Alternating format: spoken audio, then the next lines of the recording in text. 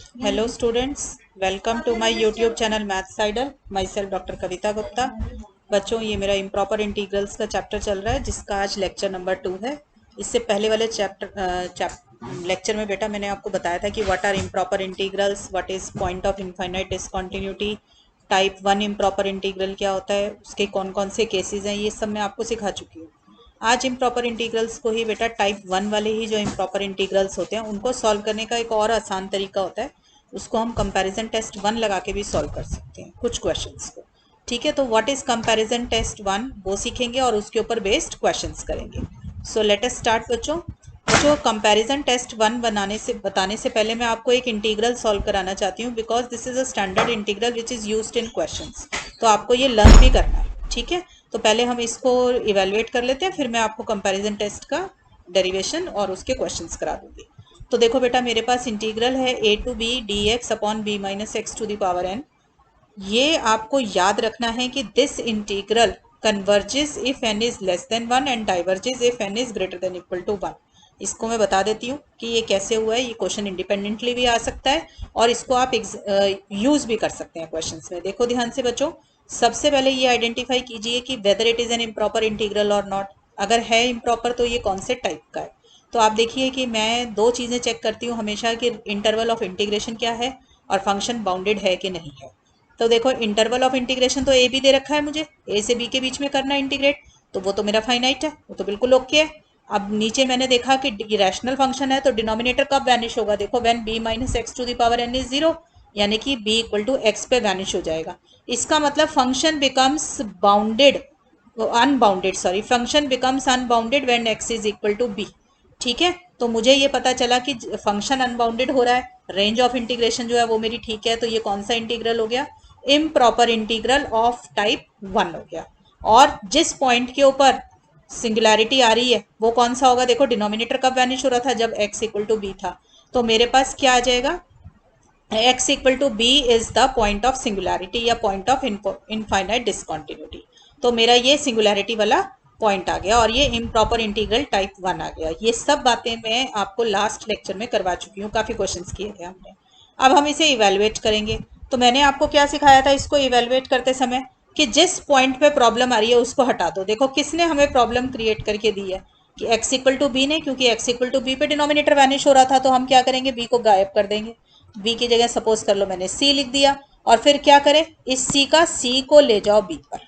ठीक है ना, क्योंकि मैंने b हटा दिया, अब b हटाया उसकी जगह पे c लिख दिया, तो c को ले जाएंगे अब b पर।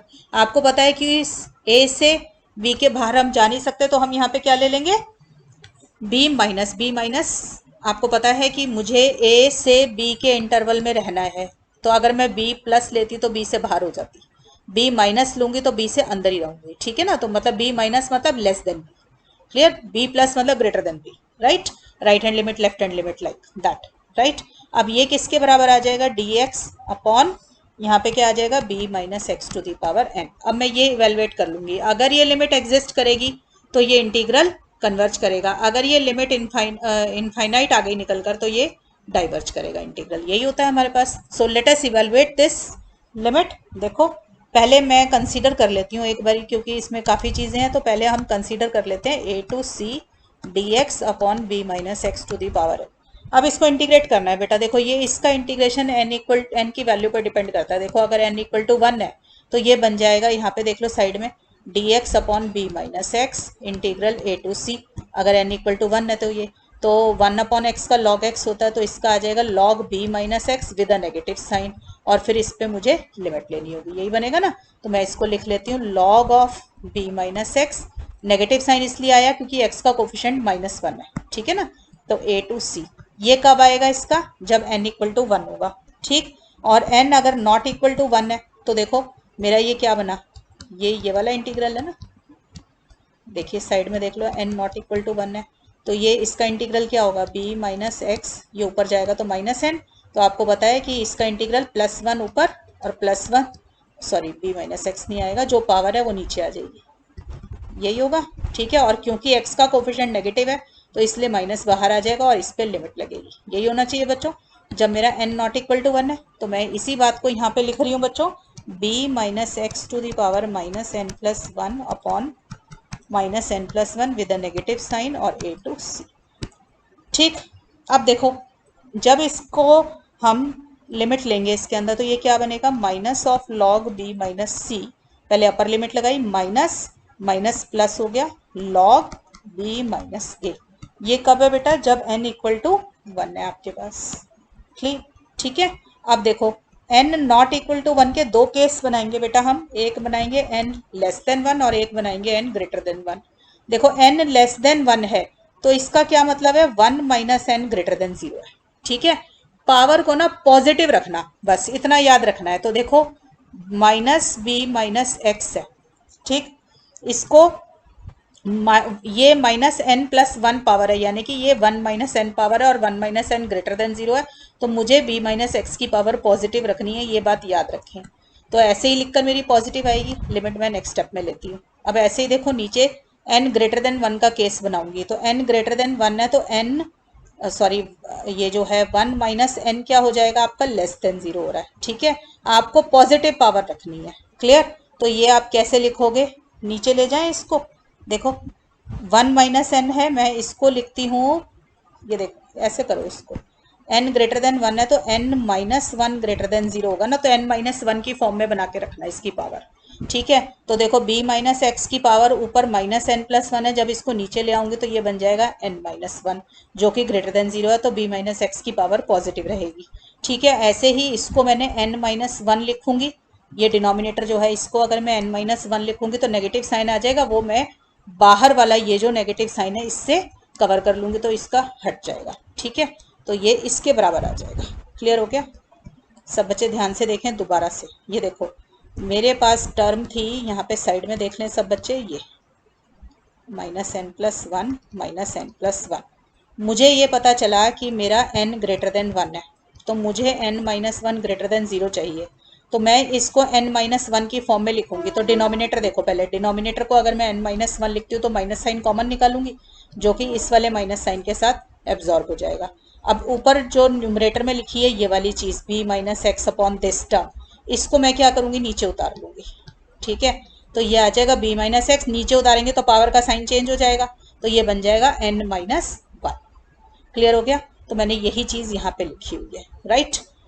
अब देखो अब लेंगे लिमिट इसके अंदर हम, ऊपर वाले को तो हमने लिख दिया लॉग b माइनस ए अपॉन बी माइनस सी। क्यों लिखा, आपको पता होना चाहिए, लॉग की प्रॉपर्टी है लॉग ए प्लस लॉग बी होता है लॉग ए बी, और लॉग ए माइनस लॉग बी क्या होता है, लॉग ए बाई बी। तो नेगेटिव साइन था तो दोनों डिवाइड हो गए, ये तो n इक्वल टू 1 पे आंसर आया।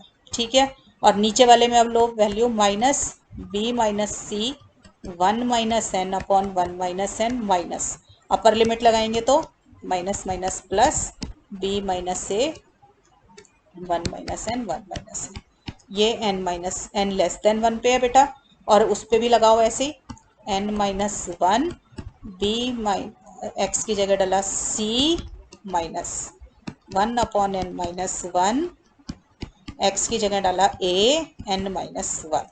ठीक है, ये कब आएगा, जब n ग्रेटर देन 1 होगा। ठीक हो गई बच्चों बात, ऐसे लंबा कर लो ब्रैकेट। ठीक है, दिस वन, इसकी जरूरत नहीं, इसको रब कर देते हैं, राइट।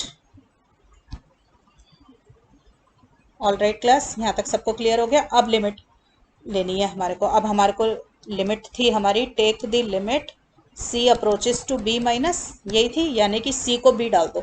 अब ये लिमिट लेनी है, तो देखो हमारी लिमिट कैसे जाएगी, जब मैं c को b डालूंगी, यहाँ देखो लॉग वाली में, जब मैं c को b डालूंगी तो ये नीचे डिनोमिनेटर में क्या हो जाएगा, 0, तो 1 अपॉन 0 क्या होता है, इन्फिनिटी, तो लॉग इन्फिनिटी बन जाएगा। लॉग इन्फिनिटी कितना होता है, इन्फिनिटी होगा बच्चों ये।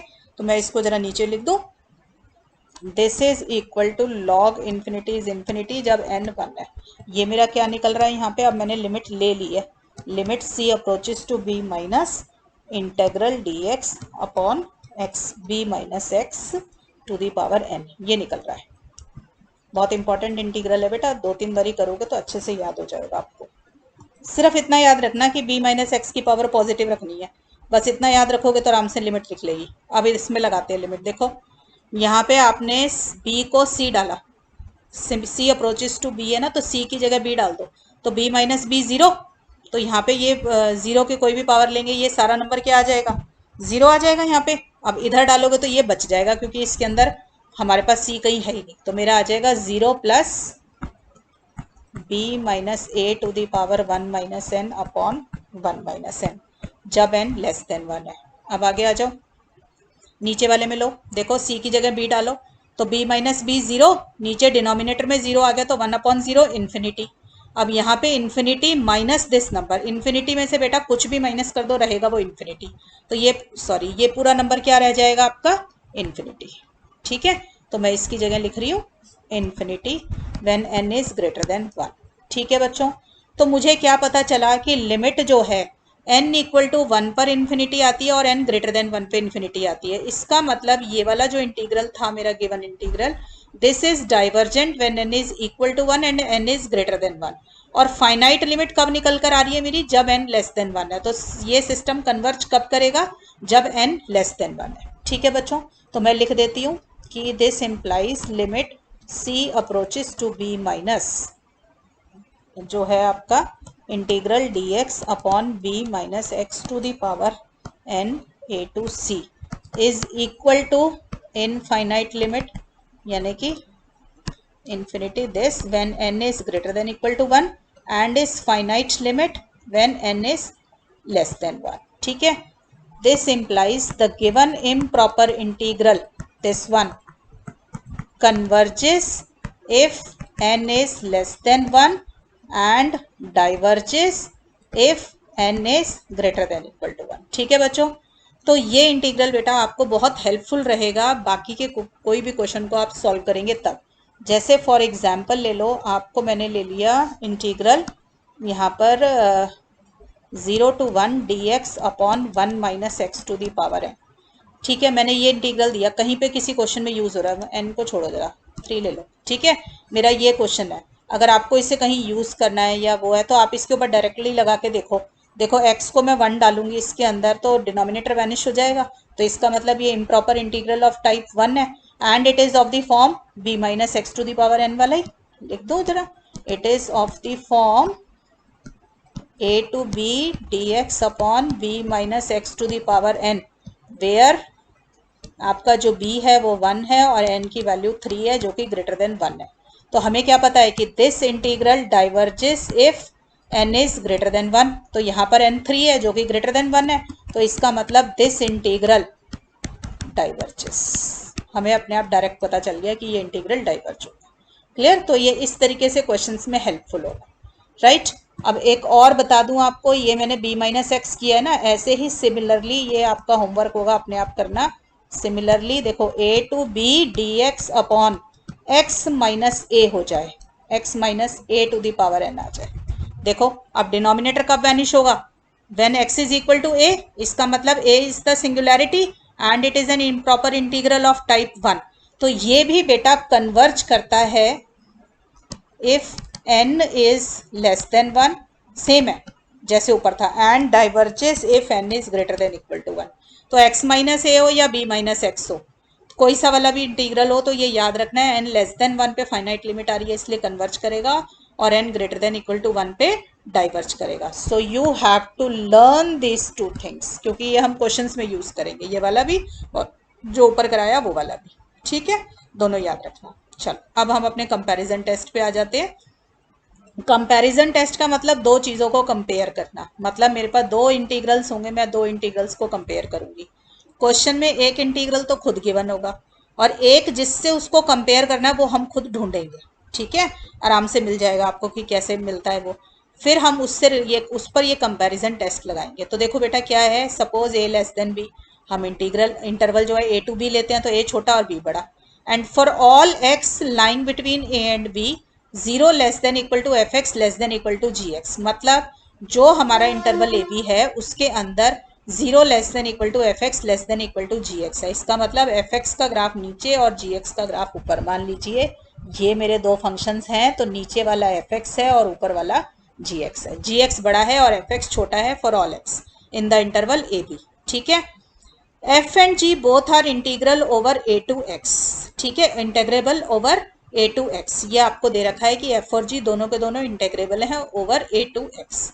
एंड फिर हमारा रिजल्ट कंपैरिजन टेस्ट क्या कहता है, मैं आपको जरा शॉर्ट में साइड में समझा दूं। देखो, अगर मेरे पास दो फंक्शंस ऐसे मिल जाए कि f x less than equal to g x है, इधर ग्रेटर देन इक्वल टू 0 लगा लो, तो हमारे पास क्या होगा कि अगर ये बड़े वाला कन्वर्ज कर रहा है तो so does this f x also, तो ये भी कन्वर्ज करेगा। मतलब integral a to b g d x अगर कन्वर्ज करता है तो integral a to b f d x भी कन्वर्ज करेगा, ये मीनिंग है। और अगर ये छोटे वाला ही डाइवर्जेंट आ जाए तो बड़े वाला भी ऑब्वियसली डाइवर्ज ही करेगा। दोबारा से सुने, f x less than equal to g x अगर हो तो इसका integral a to b g d x अगर कन्वर्ज करेगा तो इसका इंटीग्रल जो छोटे वाला इंटीग्रल है ये भी कन्वर्ज करेगा। ठीक है, एंड अगर छोटे वाला डाइवर्ज कर गया तो बड़े वाला भी डाइवर्ज करेगा। ये है आपका कंपैरिजन टेस्ट। क्लियर हो गई बच्चों बात? तो ये बात याद रखनी है कि बड़े वाला कन्वर्ज तो छोटे वाला कन्वर्ज, बड़े वाला ही इन्फिनिटी पे चला गया तो छोटे वाला लोगे तो और इन्फिनिटी पे जाएगा। ठीक है ना, इंटीग्रल करता क्या है, एक तरीके से एरिया अंडर दी कर्व ही देता है ना, तो छोटा एरिया डाइवर्जेंट हो गया तो बड़े वाला भी हो जाएगा, ऐसे याद रखो। ठीक, आगे देखिए, अब आपको प्रूफ करा दें इसका।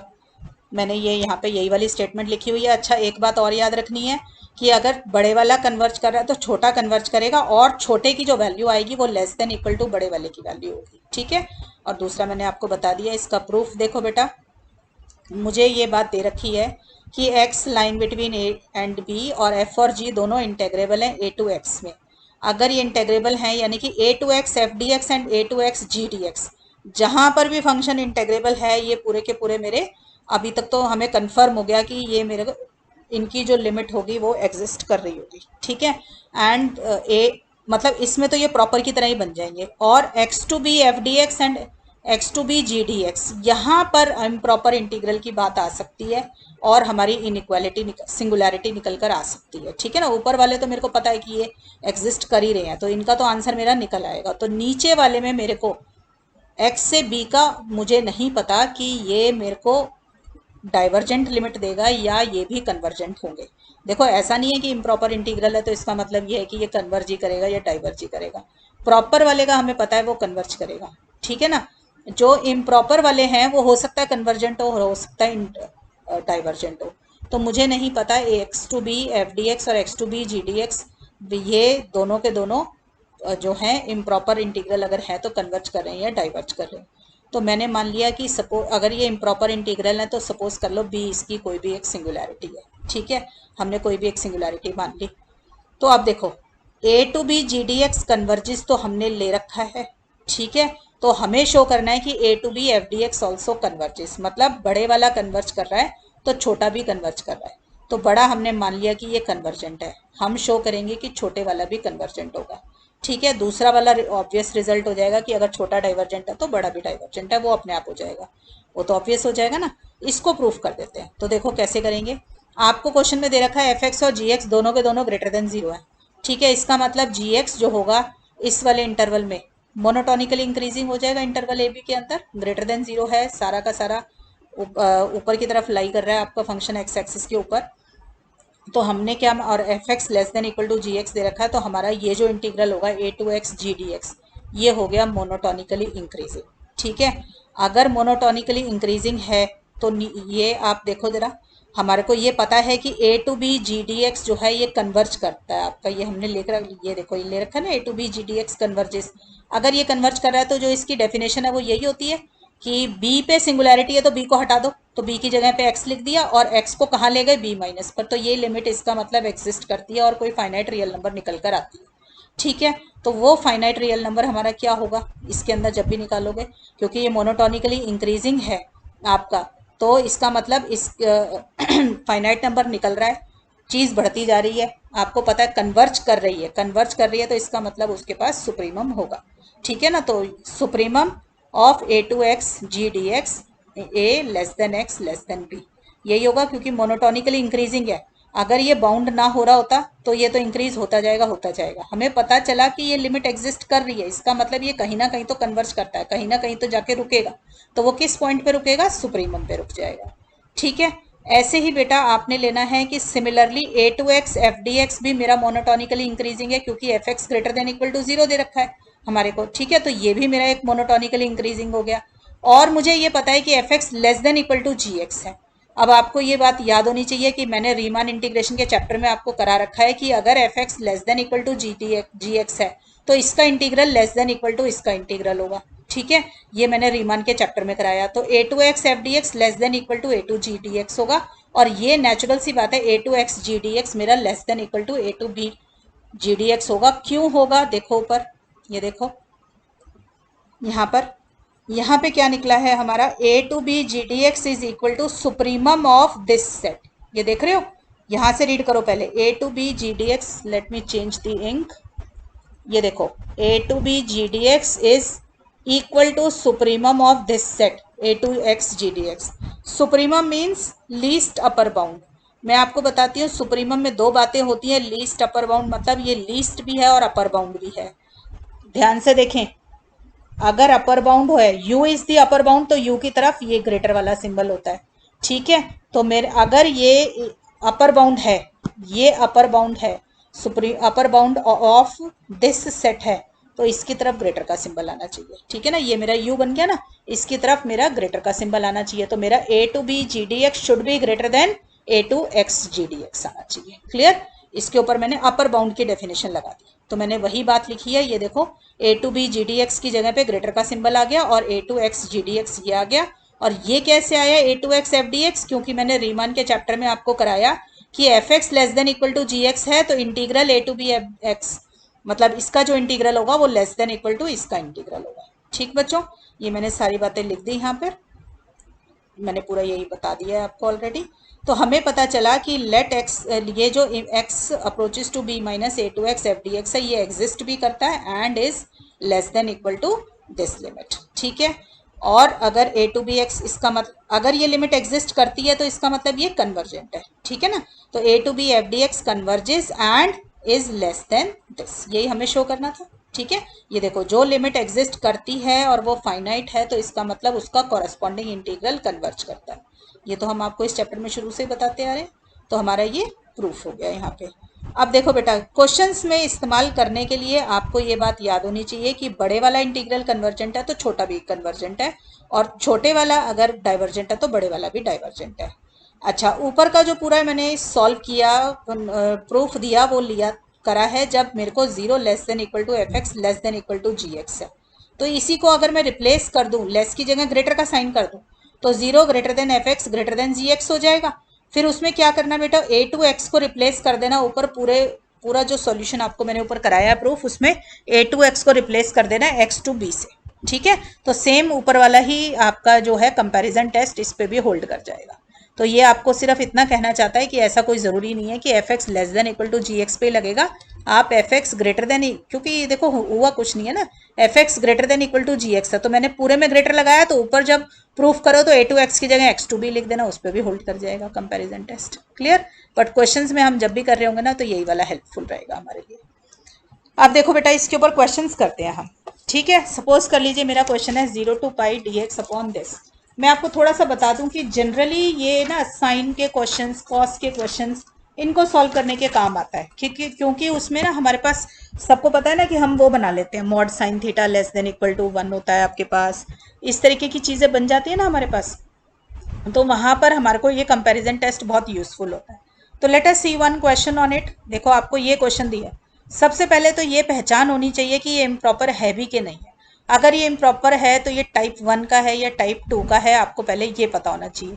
तो सबसे पहले बेटा देखो, इंटरवल ऑफ इंटीग्रेशन क्या है मेरा, 0 टू पाई है। ठीक है ना, ये है, तो ये तो फाइनाइट है, तो इंटरवल तो ठीक है। फिर हम डिनोमिनेटर देखेंगे कि हमारा जो फंक्शन है वो रैशनल फंक्शन है और इसका डिनोमिनेटर है root x plus sine x. तो आप देखो, डिनोमिनेटर कहीं इस इंटरवल में 0 टू पाई में वैनिश तो नहीं हो जाता।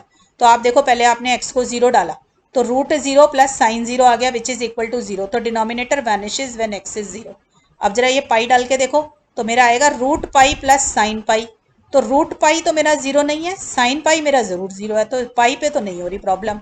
0 से पाई के बीच के सारे पॉइंट्स देख लो, उनमें 0 से पाई में आप देखो साइन का फंक्शन जो होता है, साइन का ग्राफ तो ये है ना, तो 0 सिर्फ 0 वाले पॉइंट पे आ रहा है और पाई वाले पे आ रहा है, तो साइन तो कहीं 0 नहीं है।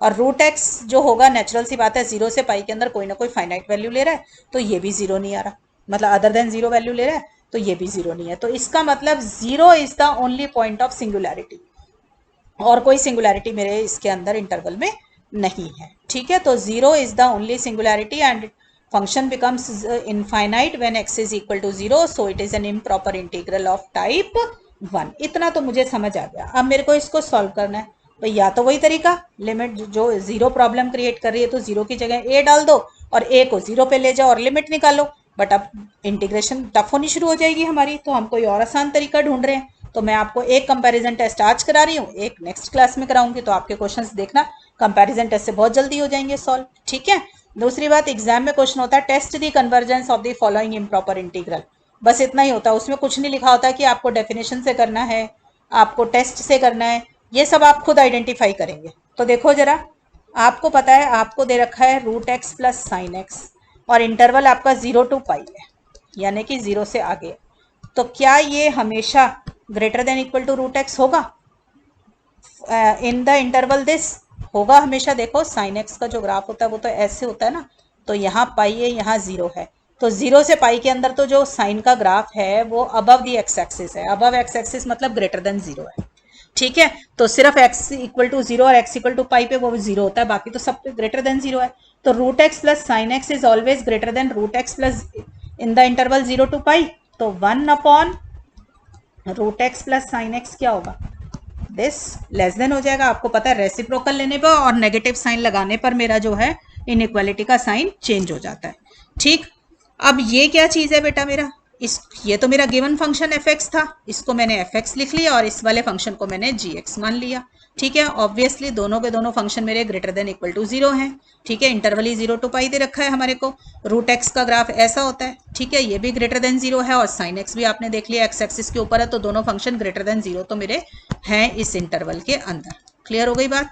अब देखो, मुझे पता है कि अगर मैं कंपैरिजन टेस्ट लगा रही हूँ तो वो क्या है कि if a to b gdx converges then a to b f dx, बड़े वाला कन्वर्ज कर रहा है तो छोटे वाला भी कन्वर्ज कर रहा है, and I have to find out the convergence of this fx। ठीक है ना, तो अगर मैं gx के बारे में जान जाऊं तो मुझे fx के बारे में भी पता चल जाएगा। तो अब देखो 0 to पाई gdx क्या है मेरे पास, मैं बड़े वाले इंटीग्रल को देख रही हूँ कि कन्वर्जेंट है कि नहीं है, यही है मेरा। तो ये किसके बराबर है, देखो क्या मैं इसको ऐसे लिख सकती हूँ, x minus 0 to the power 1/2।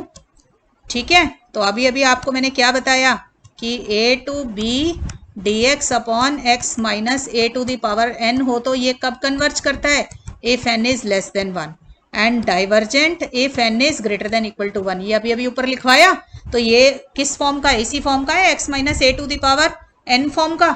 यहाँ पर n क्या है, जो पावर होती है इसकी, इसको n बोलते हैं। तो पावर कितनी है 1/2 विच इज लेस देन 1। ठीक है, तो ये क्या होगा, दिस इंटीग्रल कन्वर्जेस बिकॉज यहाँ पर n इक्वल टू 1/2 है विच इज लेस देन 1, ये यूज किया मैंने। ठीक है, तो मुझे पता चला कि 0 to pi g d x is equal to 0 to pi d x upon root x converges. ठीक है, देयरफॉर बाय कंपैरिजन टेस्ट 1, बड़ा वाला कन्वर्ज कर रहा है तो छोटे वाला भी करेगा। By comparison test 1 0 to pi d x upon, पहले एफ एक्स डी एक्स लिख देते हैं। ठीक है, f x d x is equal to 0 to pi d x upon root x plus sine x also converges. अगर ये भी converge कर रहा है तो मेरा फाइनल आंसर निकल आया कि मेरा जो गिवन इंटेग्रल है कन्वर्जेस। ठीक है, this implies the given integral converges. तो आपने देखा कि कंपैरिजन टेस्ट लगाने से मेरा आंसर कितनी जल्दी निकल कर आ गया। ठीक, और देखो क्वेश्चंस बेटा, minus π/2 to π/2 cos x dx upon pi minus 2x to the power 1/3। ठीक है, सबसे पहले तो आइडेंटिफाई करें कि ये इम्प्रॉपर है भी कि नहीं है। देखो, रेंज ऑफ इंटीग्रेशन या इंटरवल ऑफ इंटीग्रेशन जो भी है आपका, वो क्या है आपका माइनस π/2 से π/2 विच इज फाइनाइट। तो ये तो ओके है, फाइनाइट है तो कोई दिक्कत ही नहीं है। बट डिनोमिनेटर कहाँ वैनिश हो रहा है फंक्शन का, denominator vanishes at pi minus 2x equal to 0। ठीक है, यानी कि x इज इक्वल टू π/2। तो इसका मतलब π/2 इज द सिंगुलैरिटी हेयर। ठीक है, this implies pi by 2 is the singularity. एक भी सिंगुलैरिटी मिल गई तो it is an improper integral of type 1। ठीक है ना, it is an improper integral of type 1। Type 2 तब होता है जब इंटरवल ऑफ इंटीग्रेशन जो है वो इनफाइनाइट हो। ठीक है, तो ये इम्प्रॉपर इंटीग्रल ऑफ टाइप 1 मुझे समझ आ गई, बात क्लियर हो गई। अब देखो मुझे क्या गिवन है, minus pi by 2 to pi by 2 cos x upon pi minus 2x 1/3 dx। इसको थोड़ा सा ठीक करें एक बारी, तो देखो पाई माइनस 2x को t मानो, ठीक, तो माइनस 2 dx क्या आ जाएगा, dt आ जाएगा। और लिमिट देखो, when x is minus pi by 2 तो ये क्या आ जाएगा, t is equal to pi minus 2x है, तो पाई माइनस 2x की जगह डाला माइनस पाई बाय 2, तो ये पाई प्लस पाई 2 पाई आ गया। ठीक है, and when x is pi by 2 तो t क्या आ जाएगा, पाई माइनस 2x। ठीक है, pi minus 2 into pi by 2, सबको पता है डेफिनेट इंटीग्रल में कैसे निकालते हैं। तो ये किस में कन्वर्ट हो गया बच्चों मेरा, t going from 2 pi to 0 cos x की जगह पे क्या आएगा, देखो यहाँ पे, यहाँ से देखो x क्या आ जाएगा निकल कर, ये देखो पाई माइनस टी बाय 2 है ना, ये आ गया x। तो pi by 2 minus t by 2 अगर न्यूमरेटर ब्रेक कर दो तो, और नीचे वाला t 1/3 dx की जगह पर dt अपॉन माइनस 2, ये आ गया। अब देखो इसका ये जो माइनस साइन है इसको मैं यहाँ पर ले आई, तो t is 2 pi to 0 1/2 cos 90 minus theta is pi by 2 minus t by 2 is 90 minus theta sine theta upon t 1/3 dt। Clear. अब देखो ये नेगेटिव साइन से मैं लिमिट चेंज कर देती हूँ, डेफिनेट इंटीग्रल की प्रॉपर्टी ली है, ये देखो a to b f d x is minus b to a f d x, यही होता है ना, डेफिनेट इंटीग्रल की प्रॉपर्टी यूज करी है। और ये बन गया मेरा sine t by 2 upon t to the power 1/3 dt। ठीक है, अब देखो मैं ऊपर वाला जो गिवन इंटीग्रल था उसको सॉल्व करूं या फिर ये वाला इंटीग्रल सॉल्व करूं जो अब निकल कर आया, दोनों बराबर ही हैं, तो कोई सा भी सॉल्व कर लूं मेरा काम चल जाएगा ना। तो कंसीडर करो जरा sine t by 2 upon t 1/3 को in the interval 0 to 2 pi. ठीक है, देखो कैसे करूंगी, sine t by 2 upon t 1/3 will it be less than equal to 2 भी था इसमें ना, will it be less than equal to 2t 1/3 always in the interval 0 to 2 pi होगा। देखो मॉड साइन थीटा हमेशा लेस देन इक्वल टू 1 होता है, हमेशा फॉर ऑल थीटा, साइन की वैल्यू हमेशा -1 और 1 के बीच में होती है। अब साइन t बाय 2 0 से 2 पाई मतलब इंटरवल अगर पॉजिटिव है, ठीक है, तो साइन थीटा क्या होगा, हमेशा लेस देन इक्वल टू 1 आएगा फॉर ऑल पॉजिटिव थीटा। ठीक है ना, जब तक इंटरवल आपका पॉजिटिव था तब तक t पॉजिटिव था, तो उसके अंदर आपका ये हमेशा इसके अंदर आ जाएगा। आप इसको चाहें तो ऐसे कर लें, मैं यहाँ लिख देती हूँ, इसको ऐसे कर लो और आसान हो जाएगा। देखो ऐसे लिख देते हैं, when t is 0 to 2 pi.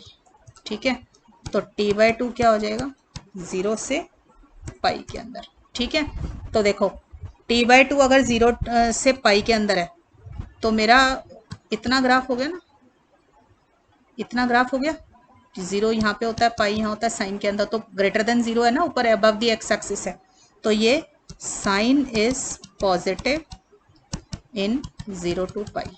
ठीक है, क्लियर हो गई बच्चों बात, ये सबको समझ आ गया, और obviously it is greater then 0। ठीक, तो अब मुझे अगर इसको निकालना है तो मैं इसको निकाल लेती हूँ।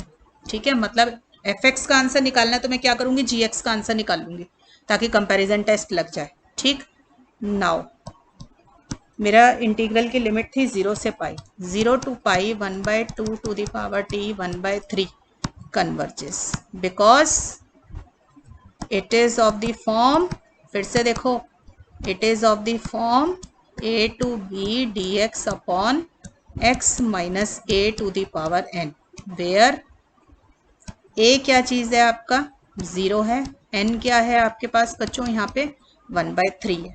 ठीक है ना, देखो अगर मैं 0 टू पाई 2 को बाहर निकाल दूं, इसको t minus 0 to the power 1/3 लिख दूं, x is equal to t। ठीक है, तो ये ऊपर वाला इंटीग्रल बन जाएगा। ठीक, तो आपको पता है कि देयरफॉर 0 टू 1 1/2 t 1/3 dt आएगा। dt कन्वर्जेस बिकॉज जो इसका n था वो 1/3 था विच इज लेस देन 1। तो बेटा जब भी ऐसे ये आपको यूज करना हो ना, ये वाला इंटीग्रल जब भी यूज करना हो, ठीक है, तो आप स्टेट कर देना कि this converges if n is less than 1 and diverges if n is greater than 1। ठीक है, तो मुझे आ गया it is convergent if 1/3 converges because 1/3 is less than 1। ठीक हो गया बच्चों। अब ये हो गया है कन्वर्जेंट, तो कंपैरिजन टेस्ट आपको क्या कहता है? बाय कंपैरिजन टेस्ट ये कहता है कि बड़े वाला छोटे वाला इंटीग्रल, छोटे वाला इंटीग्रल क्या था मेरा जो अंदर था, साइन t/2 वाला, sign t/2 upon 2t 1/3 also converges. ठीक है, दोबारा से देख लें एक बारी बच्चों। मेरे पास ये रिलेशनशिप था, ये देखो ये वाला रिलेशनशिप था, तो अगर बड़े वाला ये वाला कन्वर्ज करेगा तो ये भी कन्वर्ज करेगा, और ये मेरा कन्वर्ज कर रहा था जो ऊपर मैंने इंटीग्रल कराया था उससे, x minus a to the power n वाले से, तो ये वाला भी कन्वर्ज करेगा। क्लियर, ये मैंने यूज किया है। So this is how we, और ये किसके बराबर था? ये गिवन क्वेश्चन के बराबर था -π/2 to π/2 cos x dx upon pi minus 2x 1/3, इसके बराबर था। So this also converges. हमने सब्सटीट्यूशन ली थी तभी चेंज हुआ था ना, तो मुझे पता चल गया बच्चों कि ये वाला इंटीग्रल भी मेरा कन्वर्ज करता है। क्लियर हो गया सब बच्चों को? सो बच्चा मैंने आपको 1-2 क्वेश्चंस करा दिए इसके कंपैरिजन टेस्ट के, ताकि आपको थोड़ा आइडिया हो जाए कि किस तरीके से हम सॉल्व कर सकते हैं कंपैरिजन टेस्ट लगाकर। राइट बच्चों?